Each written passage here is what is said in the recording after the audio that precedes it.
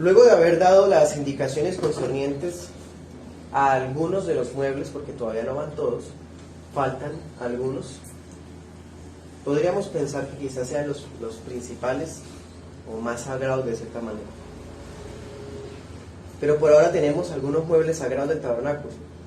Así que en esa oportunidad el Señor continúa hablando a Moisés y le habla sobre la hechura de la parte exterior. O sea, como empezar a construir donde se iban a colocar esos muebles que hemos estado estudiando. Vamos a darnos cuenta que el tabernáculo no es una simple tienda de campaña hecha de cortinas con algunos adornos. En realidad el tabernáculo es como una tienda de reunión bien estructurada, aunque es fácilmente desarmable, y eso es interesante. Vamos a darnos cuenta que el tabernáculo va a fungir como la primera versión de templo para Israel. Va a ser el primer templo. Vamos a estudiar en 2 puntos, del 1 al 14, tapices para el exterior. Y la segunda parte, vamos a ver desde el 15 hasta el 30, el armazón y los soportes.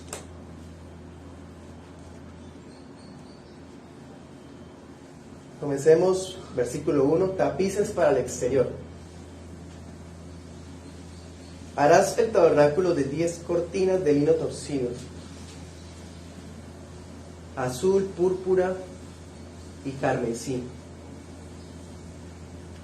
Lo harás con querubines de obra primorosa. Eso que vamos a ver aquí, hermanos, desde este comienzo, primer punto, son las indicaciones para construir lo que luego se va a llamar el lugar santo y el lugar santísimo. Solo que eso es prácticamente una sola estructura divididas por un velo. El velo lo veremos la otra semana, si Dios quiere y vivimos, o la siguiente. Por lo pronto, vamos a ver, hagan de cuenta esta sala, ¿sí? Y que hubiese un velo en esa parte de allá. Entonces todo esto sería, pensemos, el lugar santo, y allá al fondo sería el lugar santísimo, pero igual es una sola estructura, ¿sí? Es eso lo que vamos a estar mirando en este primer punto. Está compuesto de distintos tipos de telas y pieles y bronce. Son 3 materiales que usan: telas, pieles y bronce. O sea, la parte del lugar santo y el lugar santísimo está hecha de esos 3 materiales. Vamos también a darnos cuenta que son 3 grupos generales de cortinas. O sea, vamos a elaborar 3 grupos de cortinas. El primero es para la tienda, o sea, la primera, ¿cómo diríamos? La primera parte, ¿sí? La segunda cubre esa primera parte, o sea, se va a colocar esas pieles y telas encima de las primeras. Sirve como cobertor, como sello del primero. Y hay un tercer grupo que es una capa final de protección. O sea, es telas sobre telas sobre telas, ¿sí? Triple capa de pieles y telas. Esa es la primera parte del tabernáculo, el lugar santo y el lugar santísimo. Hablemos de la capa principal. La primera, pues la que muestra la estructura principal. Versículo 1 nos la dice: está hecha de 10 cortinas de lino torcido. Esa expresión lino torcido se refiere, pues en español se pierde la idea, pero en hebreo da a entender que es una tela blanca de fibras de lino cuidadosamente tejidas, dice Vicky. O sea, es una parte muy fina, bien elaborada, tejida con mucha técnica. Se le dice a veces torcido porque había una técnica en Egipto, el lino torcido se utilizaba mucho en Egipto para mezclar colores, ¿sí? Y hacer diseños muy especiales. por eso se traduce así como torcido. Entonces, 10 cortinas o tapices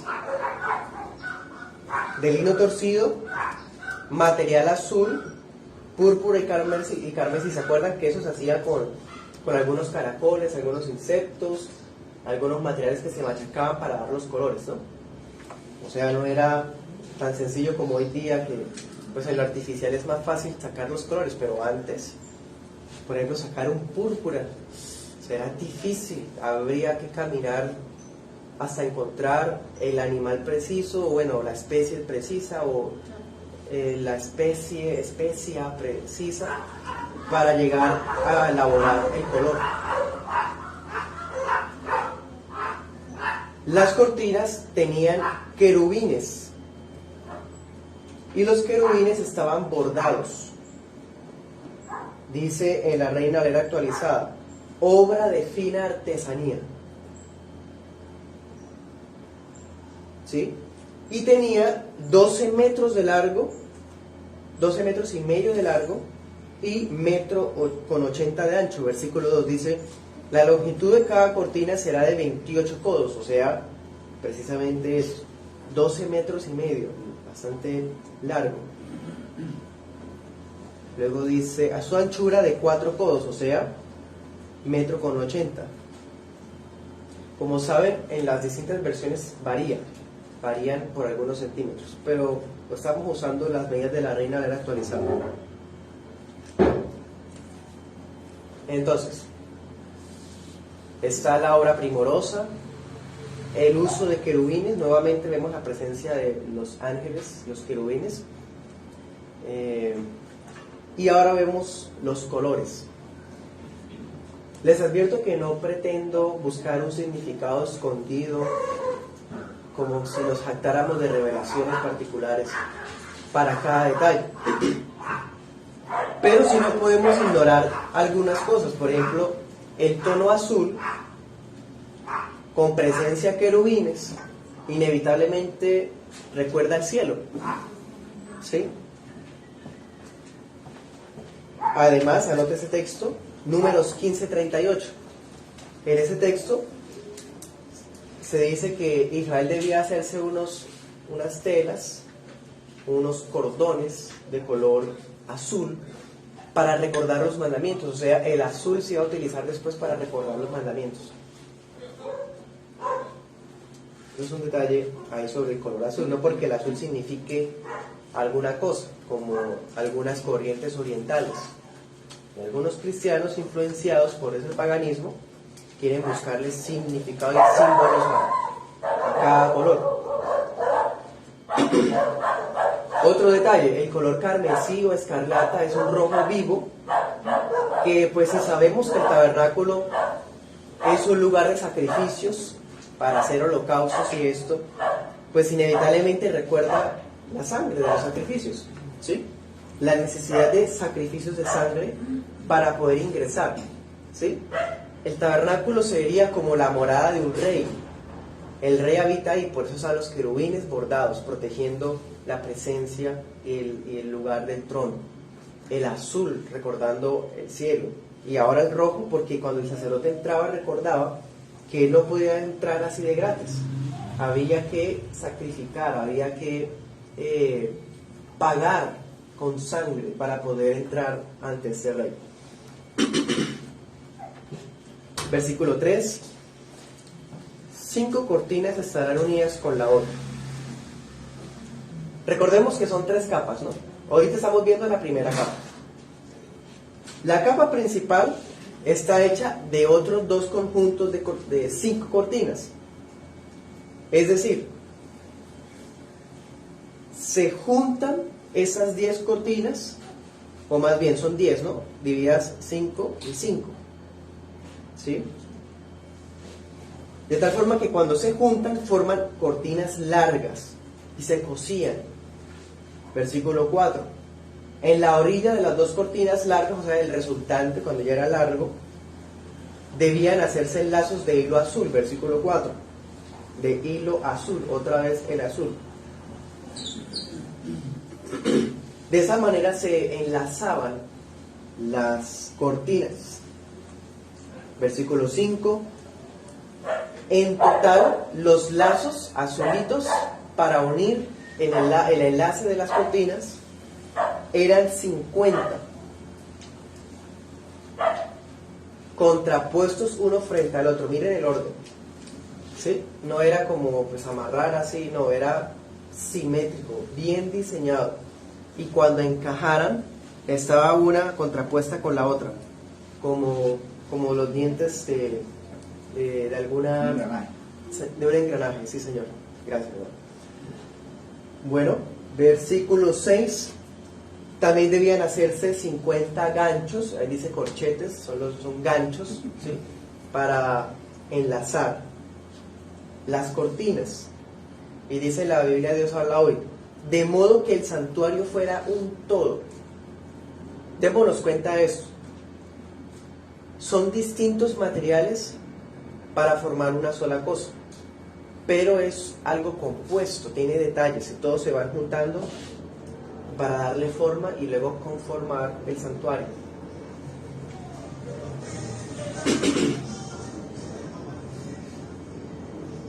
Bueno, versículo del 1 al 6 vimos entonces la primera capa. Segunda capa. Ya tenemos entonces las primeras de cortinas que son de tela de lino torcido con los colores, ¿sí? Y vemos también los lazos azules, los ganchos de oro. Bien. Y en esta segunda capa vemos que se van a confeccionar 11 cortinas. Versículo 7. Y estas son de tejido de pelo de cabra, para que sirviera de cubierta el tabernáculo. O sea, dense cuenta de esto. La primera capa se le llama tabernáculo. La segunda capa se le llama tienda. No es porque tenga algún significado específico, no, porque igual pues todos va a formarse en un solo lado. Pero pues el autor diferencia para que entendamos las capas. Versículo 8. Cada una de estas cortinas de la segunda capa tiene 13 metros y medio, o sea, 1 metro menos de las de ahorita, y 1,80 m de ancho. Versículos 8 y 9. Con estas se unirían 2 cortinas, uno de 5 y otro de 6, de tal forma que la sexta cortina se doblaba enfrente del tabernáculo. En otras palabras, acuérdense que son 11, o sea, hay un grupo de 6 y un grupo de 5. Cuando se están doblando, va a llegar un punto en el que va a sobrar una parte, ¿sí? Y esa parte sobrante va a quedar en la parte del frente del tabernáculo para cubrirlo. O sea, primera capa, segunda capa queda el sobrante hacia adelante, y vamos a ver que la tercera capa queda un sobrante hacia atrás, ¿sí? Para que quede bien cubierto. Versículos 10 y 11, aquí también se hacen 50 lazadas, pero no se dice que sea de azul, no nos dice qué material, son lazos nada más, en cada orilla de las dos uniones, porque pues, son las dos uniones de 6 y de 5, esas también tenían que estar enlazadas. Se van a usar ganchos, versículo 11, 50 ganchos de bronce. Ahorita en la principal se usó oro. Los ganchos que cuando se juntaran las dos cortinas, ¿sí? Con los ganchos eran las argollas de oro. Y ahora la segunda tiene argollas de bronce, tiene varios materiales. Imagínense todo, ¿no? Desde dentro. Interesante esa parte. De tal forma que cuando las lazadas se amarraran en los ganchos, se formara otra unidad, ¿sí? O sea, tabernáculo sobre tienda, ¿sí? Versículo 12, la parte sobrante de la cubierta, o sea, una media cortina colgaría las espaldas del tabernáculo, ¿sí? Lo que les decía ahorita. Ya sobró una parte adelante, ahora sobra la parte atrás. Versículo 13, 45 centímetros que sobran de las cortinas a cada lado colgarían a los lados del tabernáculo para cubrirlo. Yo sé, hermanos, que esos tipos de detalles son complejos y más simplemente escuchando o tomando apuntes. Por eso les envié al grupo de la iglesia una fotico con el tabernáculo como era. Ahorita estamos dibujando en nuestras mentes la primera. ¿Se acuerdan que había como una carpita? Ahí estaba el lugar santo y el lugar santísimo. Entonces ahorita estamos haciendo esa tienda, ¿sí? Y por último, versículo 14, está la tercera cubierta. Y esa tercera cubierta es más como protección sobre protección, porque está hecha de un toldo. Es como un toldo, un toldillo, un toldo, pero de pieles de carneros teñidas en rojo y pieles de tejones, dice el versículo 14. Esa expresión tejones, ¿se acuerdan que yo les contaba que es una palabra difícil de traducir? Que de hecho hasta puede traducirse como marsopa, como delfín, o sea, no se sabe qué animal se trata. Entonces, la traducción viviente dice, cuero de cabras de la mejor calidad. Porque esa es la idea, resaltar la finura de lo que se estaba empleando. Esa es la protección final para la parte superior y los lados. ¿Sí? Ya está la primera, vemos la segunda y ahora se coloca la tercera para proteger las dos capas principales. Imagínense en esos rollos de tela, ¿no? Porque pues ya quedó todo cosido. Lo único es separar las dos cortinas. ¿Se acuerdan que cada capa tiene dos grupos de cortinas? Lo único que hacían cuando desarmaban era desamarrar, ¿sí? Los lazos de los ganchos y enrollaban esas telas largas.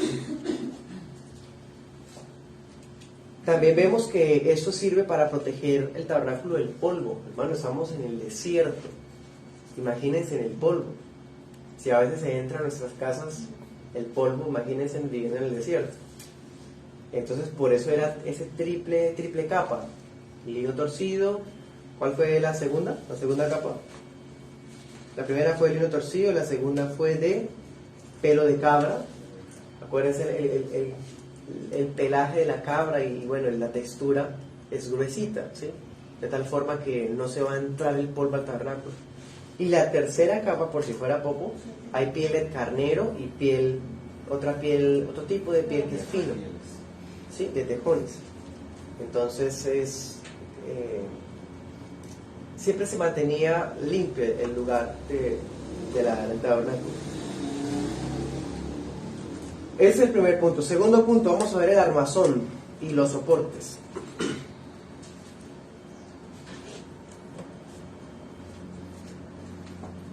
Armazón y soportes. El tabernáculo no es una simple tienda de campaña, hermanos. Como ir a acampar y colocamos las cortinas y ya. Estamos viendo los distintos materiales, las distintas técnicas, pero para brindarle firmeza, estabilidad y también orden, más orden aún al tabernáculo, imagínense las ventiscas de arena, porque a veces habían corrientes de viento que arrastraban arena.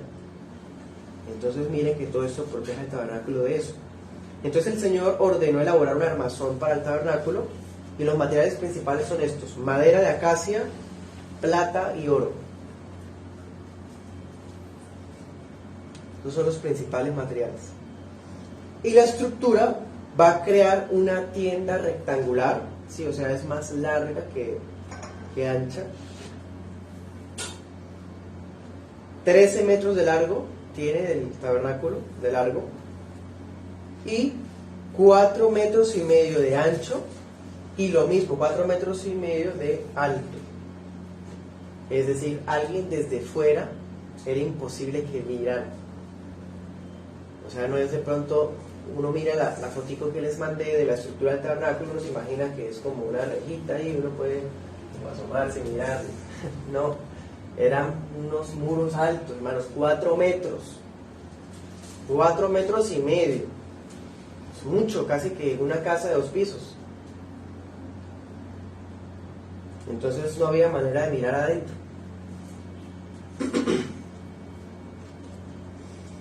Versículo 15.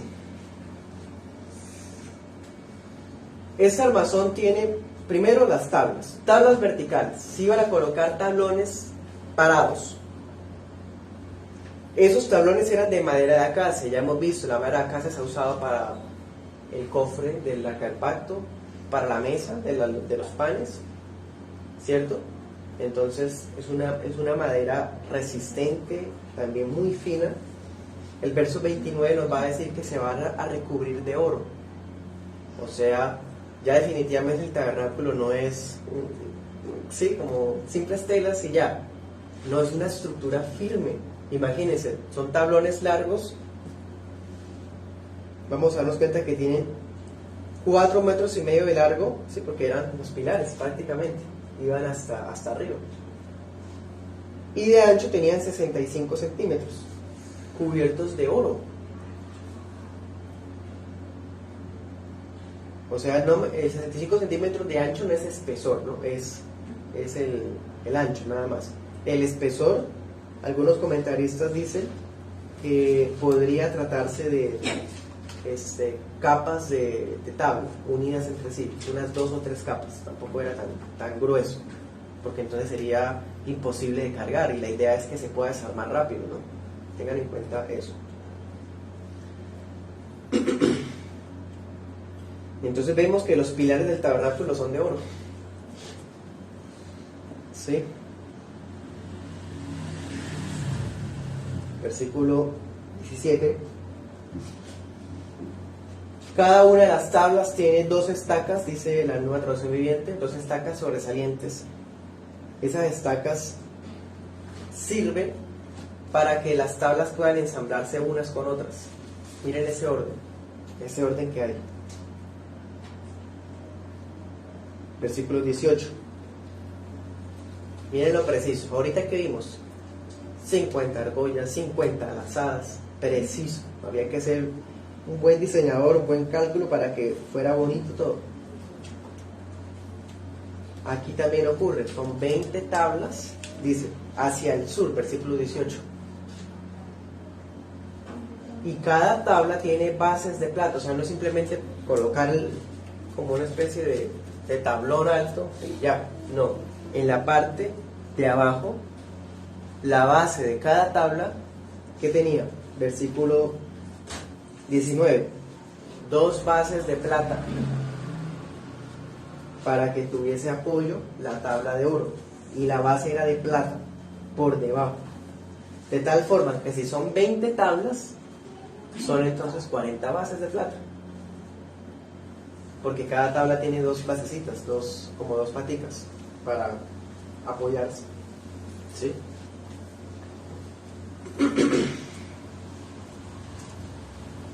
Es tan hermoso, tan preciso este diseño, que las bases de plata encajaban perfectamente con la estaca. Dice la Traducción Viviente, firmemente. Versículos 20 al 11, lo mismo exacto es para el norte. O sea, hacia el sur, 20 tablas, cada una ensamblada con una estaca y con bases de plata. En el norte, lo mismo. 20 tablas, 2 bases, igual, ¿sí? Estos versículos 20 y 21. Versículo 22. Pero para el lado occidental, acordémonos que el tabernáculo podríamos imaginárnoslo de esta manera. La parte de adelante del tabernáculo está apuntando hacia el oriente. O sea, para nosotros es un poco complejo porque para nosotros norte es arriba, ¿sí? Pero para ellos pues también, pero me refiero a que la parte de enfrente del tabernáculo está apuntando al oriente, ¿sí? Y la parte de atrás apunta al occidente. Eso era lo más importante, ¿sí? Entonces el norte y el sur para ellos vendrían siendo los lados, derecha o izquierda, ¿sí? Entonces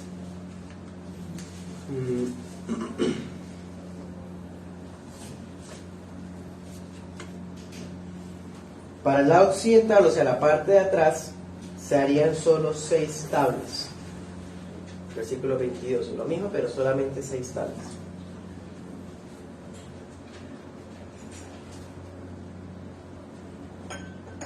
versos 23 al 25, en los ángulos del tabernáculo, ¿sí? En las 4 esquinas, se harían 2 tablas más para reforzar la parte posterior.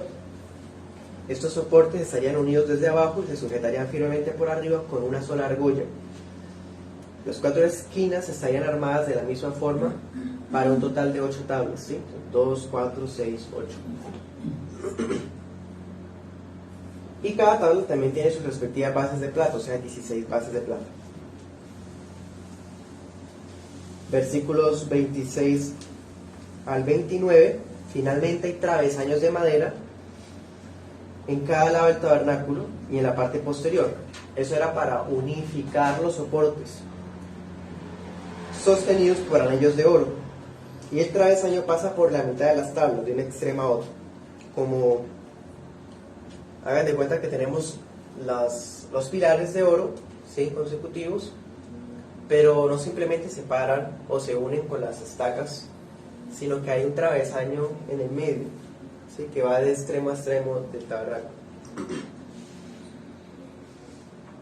No sé, si hubiese una ventisca fuerte, no, el tabernáculo está firme.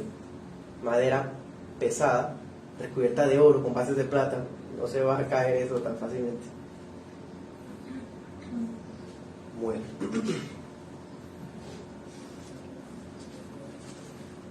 En el capítulo 36, que es otro verso que usted va a leer en la casa, 36, en el verso 8, vamos a ver la construcción de esto que les estaba contando. En pocas palabras, la obra de entablado que hemos visto fue un enrejado exterior. O sea, eso que estamos viendo es la estructura del tabernáculo, el lugar santo y santísimo, y también la parte, como decir, la verja, en términos así más fáciles para nosotros. Dentro de ese lugar se colocarían otros muebles sagrados, los vamos a ver próximamente. Dense cuenta el tema de los puntos cardinales, o sea, para el oriente tiene que ir tal cosa, para el occidente tal cosa, ¿sí? ese orden. Y fue Bezalel, el mismo que ha estado construyendo las cosas, el que elaboró estas partes. De hecho, no lo hizo solo. Dice que estaban los hombres más habilidosos. Acordémonos que entre las ofrendas del tabernáculo también había mano de obra. Dice el texto que los mejores de los voluntarios, o sea, ni siquiera todos los voluntarios, de entre los voluntarios que habían ido para las distintas actividades, los mejores de entre ellos fueron los que se encargaron de ayudar a Bezalel para construir estos elementos. Versículo 30. ¿Se acuerdan que con el candelabro el Señor fue muy insistente con que Moisés siguiera el modelo? Por el tema de los detalles que tenía. Con el tabernáculo vuelve a hacer lo mismo. El Señor le insiste que él se asegure, dice en la Biblia de las Américas, de seguir el plan que se le había mostrado en el monte. ¿Eso qué significa? Que a los trabajadores, a los artesanos, a los constructores, se les entregaron los planos. Ellos debían hacerlo tal cual. No podían tener inspiraciones o hacer innovaciones o decir, no, pero a mí me parece que este detallito, hagamos este adornito pues, para que quede más bonito. No, señores. Como se entregó tal cual, y Moisés debía verificar que así fuera. Como siempre hemos visto, la adoración genuina no requiere innovaciones o añadiduras de nosotros, así que tengan buenas intenciones, así tuviesen buenas intenciones.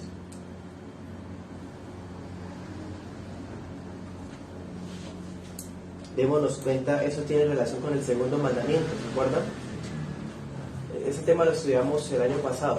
No te hagas imagen ni ninguna semejanza a lo que está arriba en la tierra o abajo de la tierra. Ese mandamiento no solamente se refiere a esculturas, íconos o pinturas de culto, El mandamiento, como vimos en aquella ocasión, se refiere a esto precisamente, a que en la adoración no requiero más elementos de los que Dios mismo ha establecido. Entonces vemos que aquí en el tabernáculo se ha hecho insistencia implícitamente al segundo mandamiento, vez tras vez. Y ya para terminar, hermanos, aplicaciones. El diseño, el uso de distintos tipos de telas, de pieles, los colores, los materiales, como les decía al comienzo, no tienen el propósito de simbolizar cosas peculiares. O sea, decir, no, vea, esta son 20 tablas. El número 20, más oro, más madera, más plata, debe significar algo. Y empezar a tener elucubraciones, como especular, como imaginarse cosas. Si nosotros pretendiéramos hallarle significado a cada centímetro del tabernáculo, vamos a terminar haciendo alegorías. Y eso es un grave problema de las predicaciones de hoy día, y de hecho la iglesia empezó a sufrir del tema de la alegoría a partir del siglo II. Las alegorías son legítimas siempre y cuando las apliquemos a Cristo, y de esas aplicaciones no sean forzadas. Por ejemplo, hemos estado viendo, la semana pasada vimos el candelabro. El candelabro representa a Cristo y nosotros somos como los pámpanos. Eso es prácticamente una alegoría, pero esa alegoría es legítima porque vimos que está comprobada en Apocalipsis y en otros textos. O sea, hay alegorías, o sea, hay como lenguajes que podemos emplear, que podemos hacerlo porque la Biblia nos autoriza a hacerlo. Pero yo no tengo derecho a alegorizar todo. ¿Qué se refiere con alegorizar? Decir, la plata y el bronce significa sacrificio. La plata simboliza dignidad. Entonces, si el gancho de oro era realeza, entonces eso es alegorizar. Tratar como de forzar al texto a decir algo que no está diciendo. ¿Sí me entienden? No podemos hacer eso.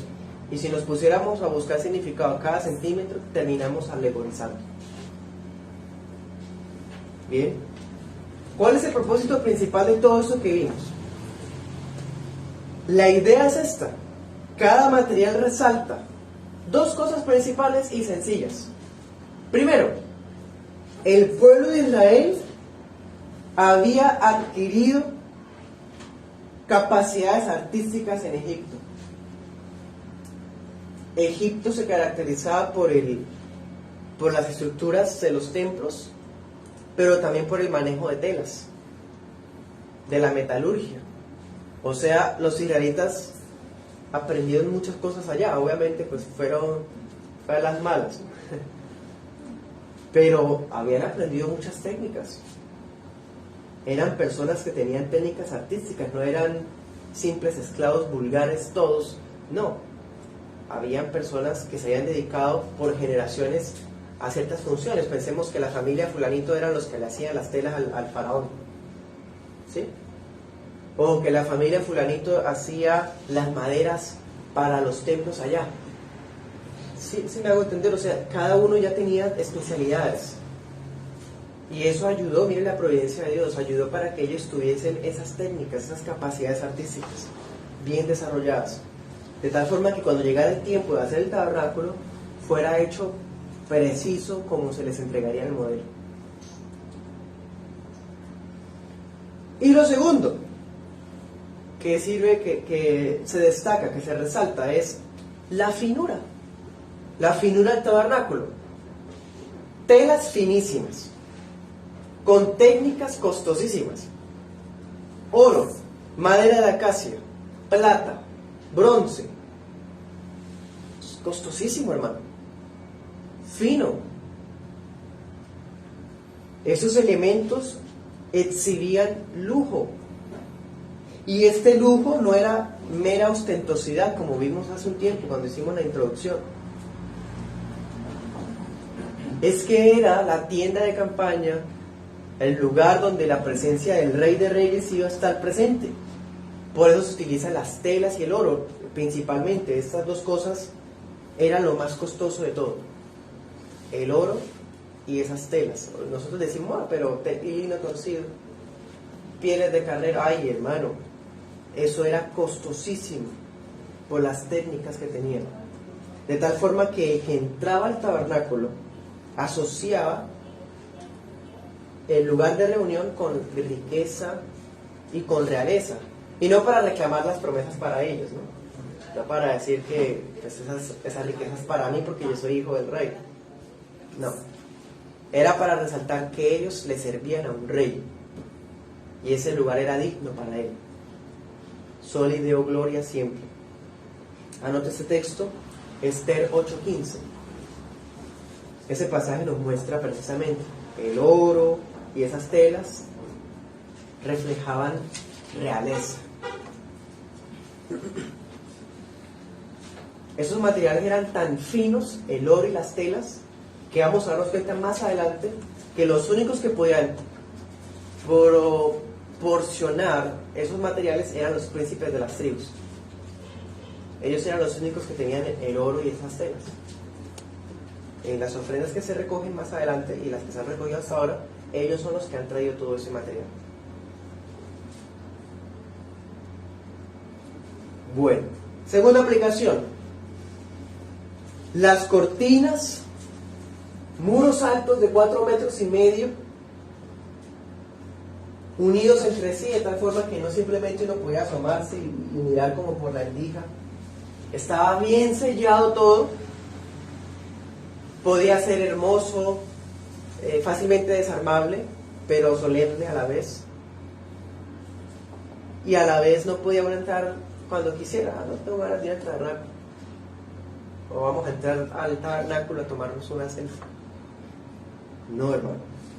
Las cortinas servían como recordatorio de que el acceso a Dios estaba restringido. Sí, ahí estaba el rey, cerca de ellos, pero no podían entrar tampoco. Él estaba cerca, pero ellos tampoco podían acercarse más allá de lo debido. Bajo el antiguo pacto siempre fue así. Dios revelaba su presencia ahí, hablaba con el pueblo ahí, como hemos visto, pero ellos nunca pueden olvidar que Dios es santo, y ellos no. Tanto así que Levítico 16:2, leámoslo. Ya lo he citado antes, pero no lo leí la vez pasada, entonces lo voy a leer ahorita. Refuerza lo que hemos visto. Dice: Jehová dijo a Moisés: di a Aarón tu hermano, porque él sería el sumo sacerdote, que no entre en todo tiempo en el santuario detrás del velo, delante del propiciatorio que está sobre el arca, para que no muera, pues yo apareceré en la nube sobre el propiciatorio. En otras palabras, ni siquiera el sumo sacerdote podía entrar cuando quería. Y si se le ocurría entrar porque sí, en cualquier momento podía venir Dios y su presencia mataba a la persona. Porque Dios es santísimo y su presencia es omnipotente. Un ser como nosotros no resiste eso. Entonces, las cortinas sirven para eso, hermanos. Que no se nos olvide que Dios es santo y que la presencia de Dios estaba restringida, no había acceso. Tercera aplicación, y me atrevo a decir, más importante que todo lo que hemos visto. O sea, se le puede olvidar que eran 20 tablas, pero eso no le puedo olvidar, te voy a decir.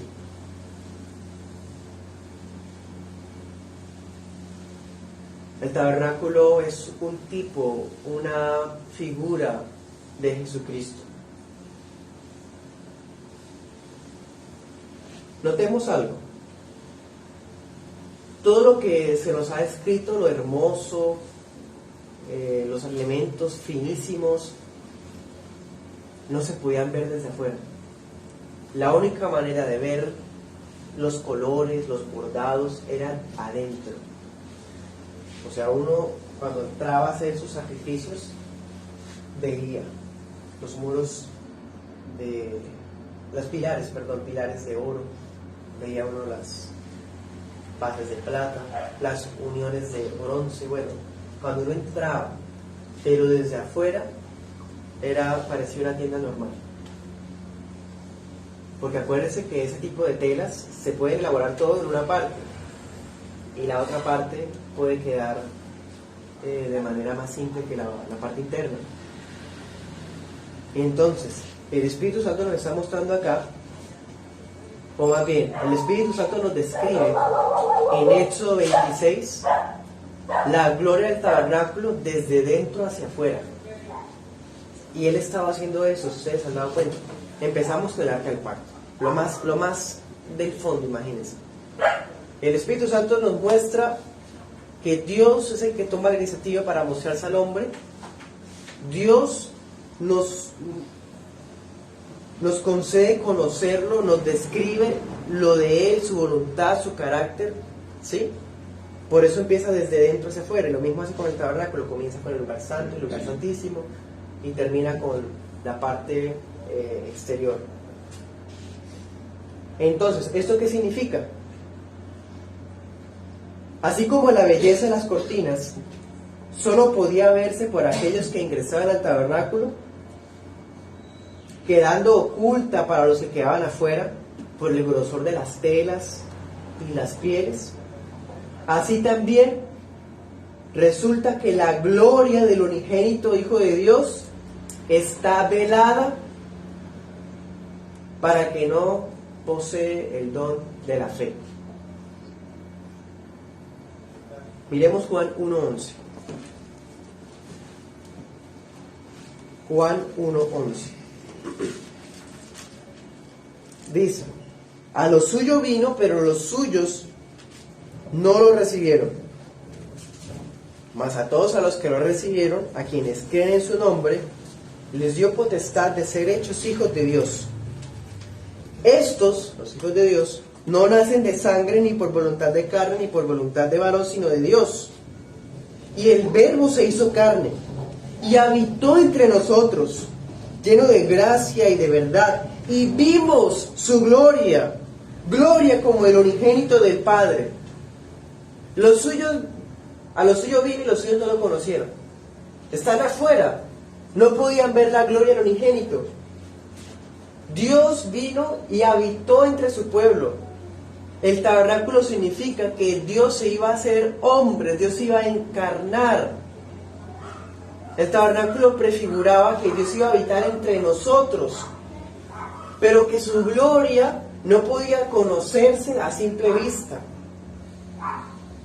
Hay que entrar para ver esa gloria. Por eso dice el apóstol Juan: vimos su gloria. ¿Quiénes? Los que lo recibimos, creímos en su nombre. Somos los únicos que podemos ver la gloria de Cristo. Para la gente del mundo, Cristo es un maestro, un gran hombre. Oh, tan bueno.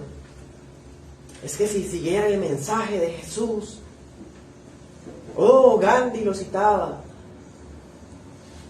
Para la gente de afuera, la gloria del unigénito está velada.